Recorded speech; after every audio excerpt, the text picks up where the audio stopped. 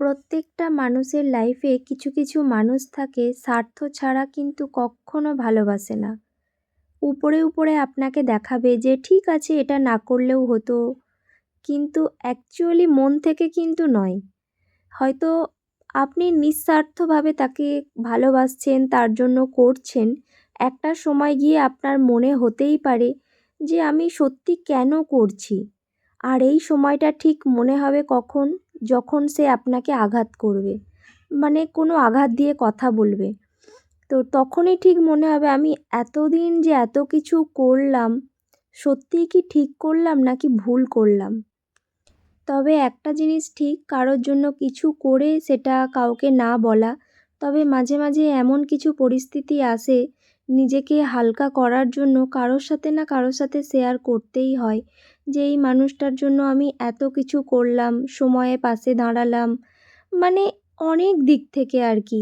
এত কিছু তো খুলে বলা যায় না সবটা ভিডিওর মধ্যে। তো তখন সত্যিই নিজেকে খারাপ লাগে যে যার জন্য এতদিন এত কিছু করলাম, তো সেই মানুষটা আজকে এত বড় কথা বলল। তো সত্যিই ভীষণ খারাপ লাগে। কিন্তু অপর দিক থেকে সেই মানুষটার কিছু মনে হয় না। এটা আমি অনেক দিক থেকে দেখেছি। উল্টে আপনাকে হাজার কথা শোনাবে। এটাও বলবে যে কেন করেছিলি বা কেন করলি। এই জন্যই কথায় আছে, কারোর জন্য কিচ্ছু করতে নেই যেচে পড়ে, ভালোবাসাও দেখাতে নেই। যত আপনি করবেন তত আপনাকেই কথা শোনাবে। মানে আমি তো বহুবার ঠকেছি। তো আমি আমার দিক থেকে কথাগুলো আর কি তুলে ধরলাম। কারণ শুধু আমি নয়, এরকম প্রত্যেক মানুষের সাথেই হয়। কিছু কিছু স্বার্থপর মানুষ তাদের লাইফে থাকে। তবে হ্যাঁ, কিছু কিছু সময় দেখবেন মানুষ মানুষের উপকারে আসে কোনো ছোটোখাটো জিনিসে। কেননা আপনি তো একা আর সব কিছু করতে পারেন না, কিছু সময় কাউকে দরকার লাগে। নয়তোবা এই এত বড় পৃথিবীতে আপনি একাই থাকতেন বা আমি একাই থাকতাম, সবটা নিজের মতো করে হয়ে যেত, তা তো নয় না। আর কথায় আছে, সম্মান তাকেই করো যে তোমাকে সম্মান করে, ভালো তাকেই বাসো যে তোমাকে ভালোবাসে। উপরে উপরে ভালোবাসা দেখাবে, ভিতরে ভিতরে মন থেকে অন্যরকম থাকবে। তো এটা হয়তো আপনি বুঝতে পারবেন না আপনার সরল মন নিয়ে, কিন্তু পরে ঠিক বুঝতে পারবেন যে আমার জন্য এটা হয়তো ঠিক ছিল না। কিন্তু সেটা আমাদের না প্রত্যেকটা মানুষের বুঝতে অনেক সময় লেগে যায়, আমরা সত্যিই বুঝতে পারি না।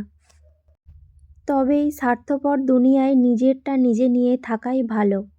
নিজের সংসার, নিজের স্বামী, নিজের সন্তান, নিজের ঘর, এটাই ঠিক আছে। কারোর জন্য যত বেশি ভাবতে যাবেন তত বেশি আপনাকেই ঠকতে হবে, আর কিচ্ছু না। আর বড় বড় আঘাত দেবে, এইগুলো নিয়েই থাকতে হয়। তো সেই জন্য কারোর জন্য যত না ভাববেন তত বেশি ভালো। এইটুকু আমি আমার লাইফ থেকে রিয়েলাইজ করেছি, প্রচুরভাবে ধাক্কা খেয়েছি। তো সেই জন্যই আজকে কথাগুলো একটু শেয়ার করলাম, এই আর কি। তো অনেক কথা বলে ফেললাম।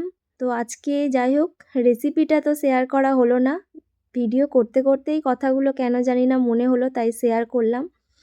তো অনেক দিন ধরে মনটা একটু বিরিয়ানি বিরিয়ানি করছিল, তাই এখানে একটু বিরিয়ানি বানাচ্ছিলাম। অনেকেই আছে বিরিয়ানি লাভার, ভীষণ পছন্দ করে। আমার আবার ঠিক ওইভাবে অতটা পছন্দ নয়। একটু আধটু ঠিক আছে, যে বিরিয়ানি খেতেই হবে দেখলেই, এরকমটা আবার নই। তো যাই হোক, বিরিয়ানির সাথে বানিয়েছিলাম একটু রায়তা।